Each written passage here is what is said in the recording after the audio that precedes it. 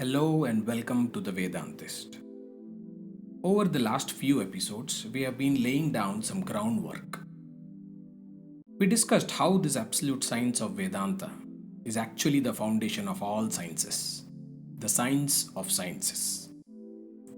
We talked about the three phases required to actually reach a Vedantic experience: Sravana, which is listening and absorbing, Manana, which is contemplating and rumination on the knowledge, and Nididhyasana, the real life practice of stepping into the experience. And in our last episode, we also talked about installing a new operating system for your mind. We drew a blueprint and built a compound wall. We established that any valid pursuit must clearly define four pillars: the what, the who, the why, and the how. Today, we are going to take that exact compound wall and drop it right onto your daily reality. We are going to delve deeper into how we interpret the what, the who, the why, and the how, specifically through the lens of Vedanta. To do this, we are going to introduce four new terms. Now, remember our rule from the previous episodes: do not let the Sanskrit terminology intimidate you. These words are like zipped files. Once you unpack them at leisure, they will give you potent granular meaning of the word. When Vedanta looks at the universe and your place in it, it divides the entire human experience into four parts: Pramata, Prameyam, Pramanam, and Pramiti. Let's map these out together. First, we have Pramata.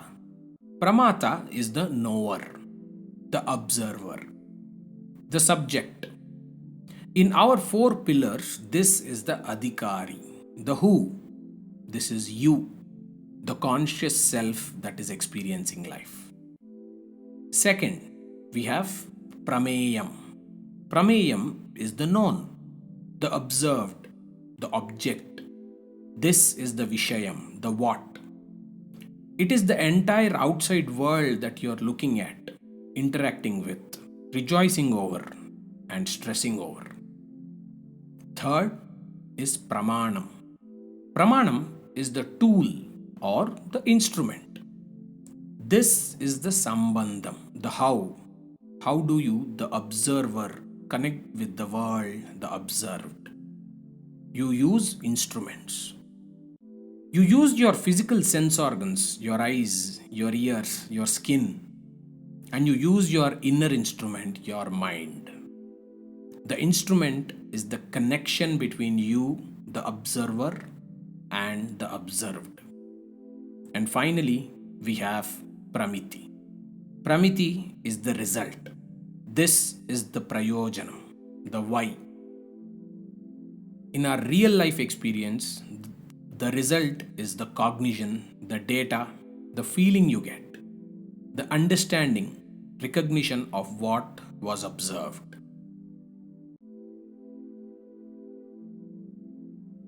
Let's make this incredibly practical. Imagine I'm sitting here in the studio and I'm looking at the microphone in front of me. Let's call this short stint as a transaction. A transaction of seeing the mic which is right in front of me. Let's decode it now. In this scenario, I am the observer attempting to see the mic. I am the who of this transaction. The microphone sitting on the desk is the observed. It is the what of this transaction. Now, how am I observing it? I use my eyes, of course.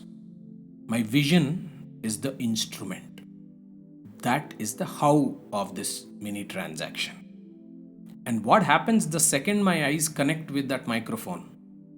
My brain instantly recognizes its attributes. It automatically processes the color, the metallic shape of it, and maybe I feel a subtle sense of happiness because it's a high quality mic, or maybe frustration if it's not working as expected. So that cognition, that resulting impression and feeling is the result, the why of this mini transaction. Do you see how mechanical that is? Observer, observed, instrument, and result.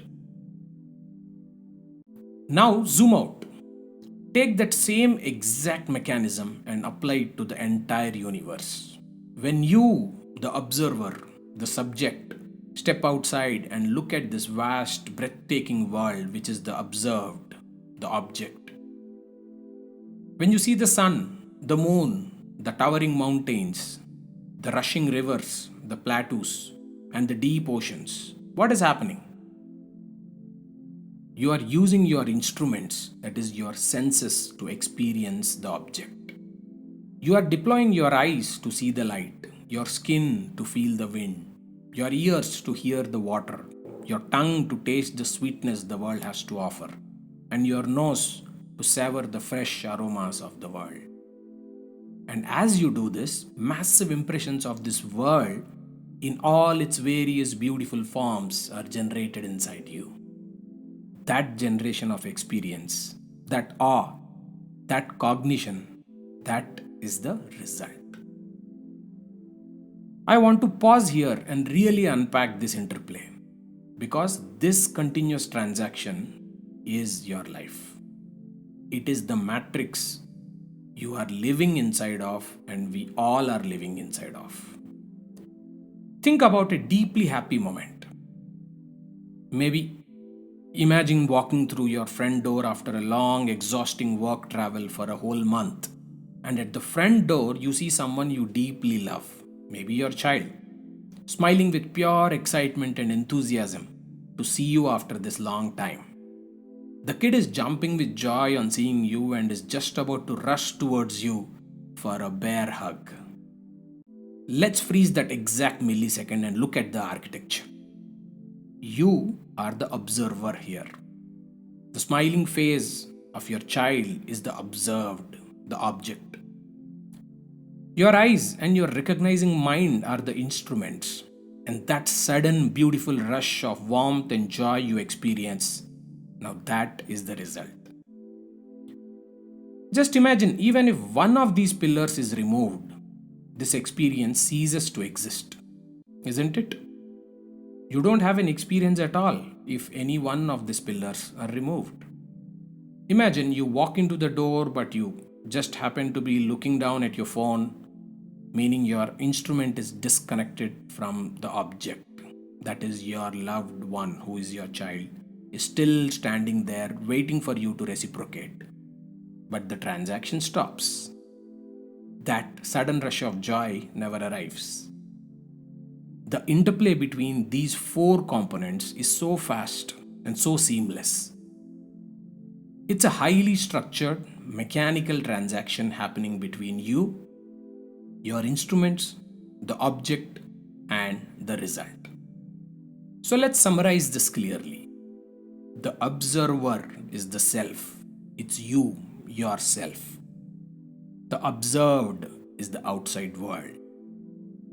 The instrument is your sense organs and mind. The result is the cognition and experience of the observed.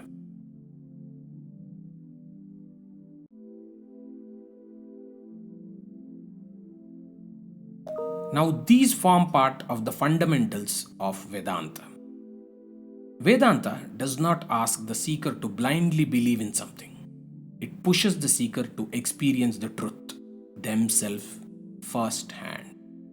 To experience the truth firsthand, pausing and appreciating the subtle interplay between the four pillars is extremely important. Vedanta beautifully puts these four pillars in perfect alignment to help us experience the ultimate reality of life. This isn't just high-level philosophy. By your own direct experience, you should introspect and observe this happening right now.